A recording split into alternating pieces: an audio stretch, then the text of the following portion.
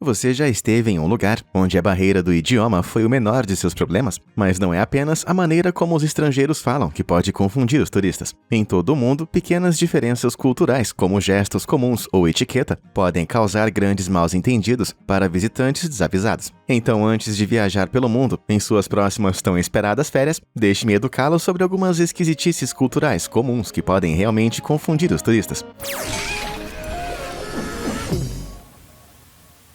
Trânsito diferente. Dirigir em qualquer país estrangeiro pode dar até mesmo aos motoristas mais calmos um pouco de estresse. Desde lembrar que lado da estrada usar, até as leis de trânsito malucas, e usar faixas de estrada super estranhas. Mas não há um país melhor para mostrar essas diferenças do que o Reino Unido. Para começar, eles dirigem do lado esquerdo, algo que apenas 31% dos países do mundo fazem. E para aumentar a confusão, os motoristas geralmente piscam as luzes um para o outro, e dão um breve aceno confuso enquanto dirigem. Pode parecer algum tipo de código secreto de direção, mas na verdade é uma linguagem não oficial. Um flash pode dar permissão a outro motorista para sair de um cruzamento antes dele, e um aceno de mão pode ser um breve obrigado. Mas sem dúvida, o mais estranho nas estradas britânicas é a abundância de rotatórias, apropriadamente chamadas. Essas interseções circulares funcionam permitindo que o tráfego se mova no sentido horário, ao redor de um espaço. Embora sejam bastante comuns em todo o mundo, o Reino Unido possui impressionantes 25 mil deles. É o maior do mundo em proporção ao espaço rodoviário do país. E como se elas já não parecessem ter sido projetadas pelo próprio Satanás, a cidade britânica de Swindon também abriga essa monstruosidade. Apelidada de rotatória mágica, é uma rotatória composta por 5 rotatórias menores. Então, se você é um turista que deseja evitar dirigir em círculos, acho bom evitar esse lugar. Embora essa rotatória nada mágica pareça um pouco caótica, o verdadeiro caos rodoviário pode ser encontrado em Lagos, na Nigéria. Nesta cidade de 14,4 milhões de habitantes, e com poucas opções de transporte público, as estradas estão em um estado quase constante de engarrafamento. Pode ficar tão ruim que não é incomum ver passageiros de ônibus e táxi descerem no meio da rodovia e começarem a caminhar até o destino. Então, uma visitinha a Lagos pode não ser o destino de férias mais sensato para quem gosta da via rápida. Mas por pior que pareça, não é nada se comparado às travessuras nas estradas de Calcutá, na Índia. Com níveis impressionantes de congestionamento em 69%, as ruas são totalmente caóticas. As pistas aqui são apenas uma sugestão. As estradas mal conservadas e as leis de segurança são negligentes na melhor das hipóteses. Sem mencionar que as vacas aleatoriamente usam a estrada, como e quando lhes convém. Os bizarros bovinos são considerados animais sagrados e é ilegal tocar ou interferir neles de qualquer forma. Mas isso significa que eles causam estragos absolutos quando vagam pelas estradas. Eles podem ser considerados um bom presságio, mas acho que os turistas pensam neles mais como... não.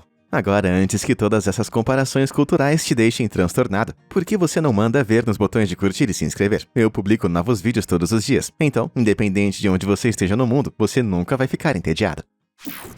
Desculpas anormais. Dizer "me desculpe" não deveria ser tão complicado, mas às vezes pode ser um pouco mais difícil de traduzir. Isso porque em todo o mundo, um pedido de desculpas pode parecer diferente, soar diferente e ter muitos significados diferentes. Por exemplo, nos Estados Unidos, um pedido de desculpas geralmente é usado para assumir a culpa, ou no mínimo estar ligado a ela. Muitas pessoas optam por não exagerar na situação, mas um buquê de flores ou um pequeno presente pode ajudar muito a alcançar o perdão. No entanto, no Reino Unido, desculpe é uma das palavras mais usadas no dicionário. Uma pesquisa recente com mais de 1.000 cidadãos do Reino Unido descobriu que o britânico diz desculpe cerca de 8 vezes por dia. Eles podem se desculpar por um acidente, por pedir algo e até mesmo pelo clima. Até seus ônibus podem pedir desculpas por não estarem em serviço. Então, é mais um tique nacional do que um gesto de arrependimento sincero. Mas do outro lado do mundo, no Japão, as desculpas não são entregues tão facilmente. Aqui, um pedido de desculpas geralmente é acompanhado de uma reverência. E quanto mais profunda a reverência, mais desculpas estão pedindo. Como as estrelas do basquete do Japão demonstraram em 2018. Depois de serem pegos se comportando mal em uma viagem a Jakarta, eles desfilaram embaraçosamente perante a mídia. Após pedir desculpas verbalmente por trazer desgraça ao povo japonês, eles foram fotografados se curvando profundamente por um tempo muito longo. Então, se você errar muito no Japão, é melhor você treinar os músculos das costas, porque você pode ficar preso a 90 graus por um bom tempo. Porém, às vezes, nem mesmo esse nível de reverência é o suficiente para convencer alguém a te perdoar. Em 2013, a estrela pop japonesa Minami Minegishi, do popular grupo feminino AKB48, raspou todo o cabelo em um vídeo choroso de desculpas ao público. Apesar do que parece, ela não estava tendo um surto no estilo da Britney. Na verdade, ela foi pega quebrando a regra cardinal dos grupos femininos de não namorar. Embora tanto esse crime quanto sua punição sejam igualmente bizarros, não existe tradição por trás do ato capilar. O cabelo no Japão sempre teve um grande significado, desde os penteados imaculados de suas geishas icônicas até o coque do samurai. Então, cortá-lo em qualquer aspecto está associado a uma mudança significativa na vida, como um novo começo, ou em casos extremos como esse, a dedicação para alcançar o perdão. Até o ex-primeiro-ministro Yoshiro Mori raspou a cabeça uma vez como forma de pedido público de desculpas pela má organização do Comitê Organizador Olímpico de Tóquio de 2020. E as crianças das escolas japonesas podem ser obrigadas a cortar o cabelo quando perdem os jogos da equipe. Então, se você decidir praticar um pouco de esporte em suas viagens japonesas, certifique-se de escolher um oponente com a cabeça raspada. Parece ser o sinal de uma competição fácil. Horários de trabalho estranhos. É como Dolly Parton dizia, trabalhando das 9 às 5, que maneira de ganhar a vida. Mas quem visita a Ásia Oriental pode se surpreender ao saber que o trabalho aqui nem sempre acompanha o relógio. Para muitos escritórios no Japão, por exemplo, é completamente normal trabalhar por 60 horas por semana. Essa prática exaustiva surgiu após a Segunda Guerra Mundial, enquanto o primeiro-ministro Shigeru Yoshida encorajou a nação a trabalhar longas horas para reiniciar sua economia. Mas apesar do boom econômico do Japão, as longas horas e as extensas horas extras nunca voltaram ao normal. Em 2016, uma pesquisa do governo revelou que em quase um quarto das empresas japonesas é exigido que os seus funcionários trabalhem mais de 80 horas extras por mês. E o pior é que muitas vezes é voluntário. Cronicamente sobrecarregados e mal pagos, esses trabalhadores de escritório exaustos geralmente desmaiam na rua e podem ser vistos dormindo em todos os tipos de posições estranhas. Agora, não é apenas a economia do Japão que prosperou sob essa cultura de resistência. A Coreia do Sul possui as mais longas horas trabalhadas de qualquer nação desenvolvida, com seus trabalhadores trabalhando 200 horas por ano, a mais do que o norte-americano. São 5 semanas de trabalho padrão adicionais. Essas horas desumanas surgiram na parte de trás do boom industrial do país nos anos 80 e 90, mas nunca passou, passando mais tempo em suas mesas do que em qualquer outro lugar. Uma estranha tendência de decoração de assentos de escritório, chamada Desk Interior, varreu a nação. Então, qualquer pessoa nova em um escritório sul-coreano vai acabar dando uma olhadinha nas grandes e brilhantes telas ao seu redor. Mas na Europa, isso não poderia ser mais diferente. Quem visita a Alemanha, por exemplo, vai ver que os alemães levam seu lazer muito a sério. Tanto que em 2018, muitos de seus trabalhadores ganharam o direito a uma semana de trabalho surpreendentemente curta de 28 horas. Isso é pouco mais de 5 horas e meia por dia. E não é só isso. Aos domingos, o país inteiro fica estranhamente quieto. Leis rígidas de abertura de lojas proíbem a maioria das lojas de abrir nesse dia da semana. Algumas áreas, como Hamburgo, também têm horas de silêncio no meio do dia, entre as 13 e as 15 horas. Mesmo que você não faça muito barulho, ainda pode ter problemas com seus vizinhos ou com a lei. Por exemplo, é ilegal lavar um carro em qualquer lugar que não seja uma instalação aprovada, e algumas pessoas foram levadas ao tribunal por fazer churrasco ou até fumar. Mas mesmo com uma semana de trabalho bem curta, eles ainda têm a maior economia nacional da Europa. E isso porque a cultura alemã se concentra notariamente na eficiência, o que significa que eles fazem muito mais em muito menos tempo. Depois de ver como tratam seus trabalhadores, qual desses 3 países você mais gostaria de visitar para umas férias do trabalho? Japão, Coreia do Sul ou Alemanha? Diz aí nos comentários. Filas curiosas. Muitos turistas gostam de zombar de países que adoram uma boa fila, como os britânicos e canadenses, por exemplo. Mas enquanto esperar na fila pode ser uma tarefa fácil para alguns, não é um ideal seguido globalmente. Na China, que no passado sofreu uma horrenda escassez de alimentos devido aos regimes comunistas, chegar à frente da fila de alimentos e necessidades já foi um método de sobrevivência. Mas hoje, mesmo com muito menos escassez, furar fila e até mesmo se esmagar em filas, como nesse caso, é comum. Ficou tão ruim que em 2007, o governo lançou uma campanha inteira para filas educadas, completa, com alguns mascotes bem estranhos. Mas ali perto, na Rússia, as filas são uma forma de arte. Semelhante à China, seus sistemas históricos de filas foram divididos em uma base de ordem de chegada sob os regimes comunistas. Mas milhares e milhares de cidadãos desesperados faziam fila por horas seguidas por coisas simples como pão e carne. Ao longo das décadas, os cidadãos russos se acostumaram a fazer filas por horas para quase tudo, até mesmo para o fast food. Mas eles também inventaram maneiras de contornar isso. Os colegas de fila vão guardar espaços uns aos outros na fila e anunciar o número de seu lugar na fila. Essa tática pode ser usada para guardar vários espaços na fila em muitas filas diferentes, dando uma única pessoa a melhor chance de chegar à frente o mais rápido possível. Portanto, se você visitar a Rússia, verifique quem é o último da fila antes de entrar em uma. Pode parecer curta, mas você nunca sabe quantas pessoas podem estar na sua frente. Etiqueta alimentar. Nós aqui do Ocidente estamos acostumados a colocar muita comida em nosso prato, mas esses tamanhos de porções ocidentais não são encontrados em todo mundo. Veja o Japão, por exemplo, onde as porções, geralmente minúsculas, são tão menores em comparação que eles consomem uma média de 1.000 calorias a menos por dia do que os norte-americanos. Seus minúsculos padrões alimentares vêm da história de escassez de alimentos do país. Então, suas dietas tradicionais se adaptaram à escassez de alimentos. Isso ficou tão enraizado em sua cultura que hoje até as filiais japonesas do gigante de fast food McDonald's adaptaram seus tamanhos de copos para se adequar ao padrão japonês. Isso significa que o copo grande americano é na verdade 50% maior do que um grande japonês. Acho que tudo é realmente maior na América. No entanto, se você quiser experimentar alimentos um pouco mais tradicionais, como o famoso noodle japonês, não tenha medo de comer fazendo barulho.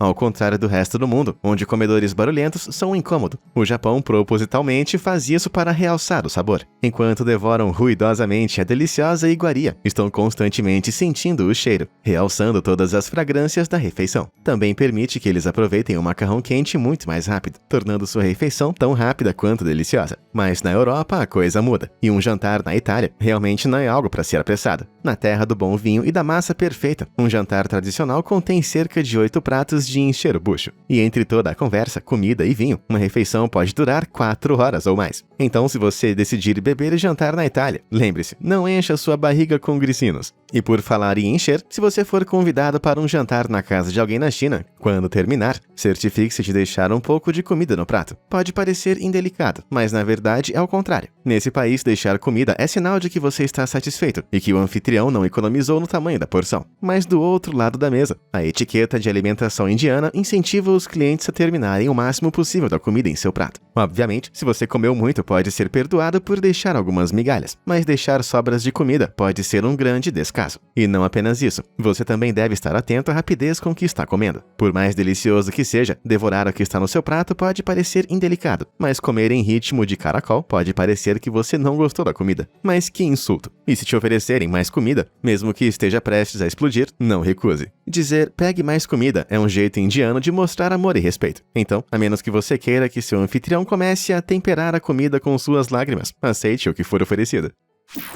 Cultura da bebida. Goró, marvada, água de cana, suco de álcool, líquido da coragem. Não são apenas os apelidos do álcool que são diferentes em todo o mundo, mas também a forma como é consumido. Se você estiver visitando a Grã-Bretanha, vai experimentar a cobiçada cultura de pré-beber, ou esquenta, quando as pessoas desfrutam de bebidas em casa antes de sair para, beber mais. Brasileiros estão bem acostumados com isso também, afinal, a noite é uma criança. Com o único propósito de economizar dinheiro e curtir adoidados, as pessoas no Reino Unido ficam bêbadas mais do que qualquer outro país do mundo. Isso significa que, em média, eles ficam bebaços ou pra lá de Bagdá mais do que 50 vezes por ano. Agora, ao contrário da cultura de farra britânica, os franceses são conhecidos por serem mais cuidadosos. Isso porque, ao contrário de muitos ocidentais, eles não estão bebendo para ficar bêbados. Eles tendem a beber mais devagar, e também em unidades muito menores do que outros países, o que lhes permite saborear todos os sabores da bebida. É também por isso que a partir dos 16 anos, os adolescentes já podem beber, mas apenas se estiverem na companhia de adultos. Ao aprender a saborear o vinho, numa idade mais jovem, os franceses conseguem evitar cair na armadilha do alcoolismo. Isso é certamente algo para se brindar. E agora, no outro extremo está a Índia, que na verdade mantém uma proibição oficial do álcool em vários estados. Mas mesmo sendo proibida em grande parte do país, a Índia também é, curiosamente, o 9º maior país consumidor de álcool do mundo. Que contraste alcoólico! Enquanto alguns estados têm claramente uma relação de amor e ódio com a birita, o país inteiro se une em dias secos específicos, onde a venda de álcool é totalmente proibida. Datas importantes como o Dia da Independência, feriados religiosos e eleições fazem o país ficar sóbrio por 24 horas. Então, mesmo que os turistas fiquem tentados a comemorar com a bebidinha nesses dias, eles vão precisar se abastecer com antecedência.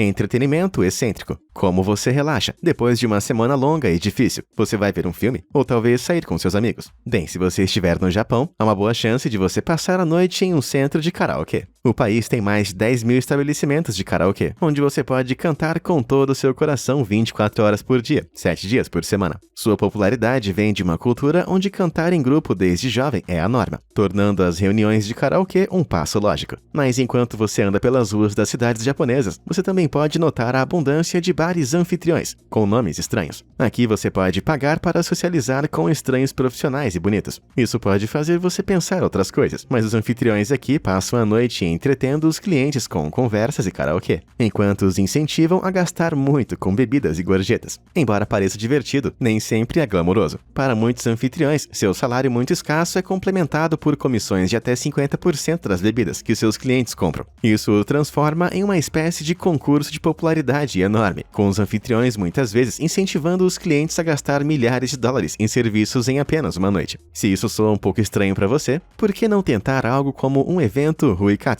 É aqui que você paga para se reunir com um monte de adultos, colocar um filme de tirar o fôlego e chorar muito. Não me entenda mal, mas não há nada como uma boa chorada para aliviar o estresse. Mas uma sala cheia de estranhos, com todos fazendo a mesma coisa, soa um pouco estranho. Embora, de acordo com os participantes do evento, a maioria dos quais são homens, é uma ótima maneira de impedir que o estresse da semana se torne demais. Mas se isso for um pouco pesado demais para você, por que não ir para a Alemanha, onde você pode se libertar de todos os seus fardos, literalmente. O nudismo é tradicionalmente popular no estado germânico, tanto que tem até a sua própria palavra, que em português significa cultura do corpo livre. Se você não manja de alemão antigo, então, se você preferir manter a sua inocência intacta, evite as saunas, piscinas, praias e parques. Ou melhor ainda, invista em óculos de sol muito bons. Problemas de viagem. Seu desejo de viajar pode te levar a alguns lugares incríveis, mas às vezes apenas chegar lá pode ser um passeio bem complicado. Na Itália, por exemplo, raramente é explicado que alguns bilhetes de trem são considerados válidos apenas se você os validou em máquinas separadas dos quiosques de pagamento. Se você for pego andando de trem com um bilhete não validado, a polícia de transporte vai cobrar uma multa bem pesada, mesmo que você tecnicamente tenha um bilhete. Mas fora o transporte público, para atravessar países como a Islândia, onde todas as belas e brilhantes cidades estão conectadas por estrada, você realmente precisa de um carro. Embora os postos de gasolina islandeses possam apresentar os seus próprios problemas peculiares. Para começar, eles são todos iguais. Alguns são de serviço completo e alguns são de autoatendimento. Enquanto as estações de serviço completo aceitam todas as formas de pagamento, as estações de autoatendimento automatizadas só aceitam cartões de crédito com senha. Isso exclui a maioria dos cartões de crédito americanos. Então, se você não quer acabar preso na neve como os turistas americanos, leve seu cartão com senha e não assinatura. Porém, se você for visitar uma grande cidade vietnamita, há um método de transporte em que o pagamento pode trazer ainda mais problemas. As bicicletas viradas para trás que circulam pelas ruas são chamadas de ciclos, onde o motorista pedala de trás com os passageiros sentados na frente. Eles apareceram no país no período colonial francês, depois que o país não adotou o famoso rickshaw. Mas quando se trata de pegar um passeio, os turistas geralmente enfrentam preços astronômicos em comparação com os locais. Portanto, antes de embarcar, lembre-se de pechinchar o preço, ou você pode acabar pagando muito mais do que um preço justo. Essas regras podem fazer você preferir dar uma caminhada, e na Tailândia, usar os pés para qualquer coisa que não seja caminhar é muito indelicado. Aqui os pés são considerados a parte mais baixa e suja do corpo humano. Portanto, ter os pés voltados para templos, imagens de Buda e monges é um grande tabu. Mesmo quando você está sentado, é melhor colocar os pés atrás de você e nunca descansá-los em algo como uma mesa ou cadeira, ou certamente vão pegar no seu pé. Eu me pergunto qual é a política deles sobre essas piadas horríveis.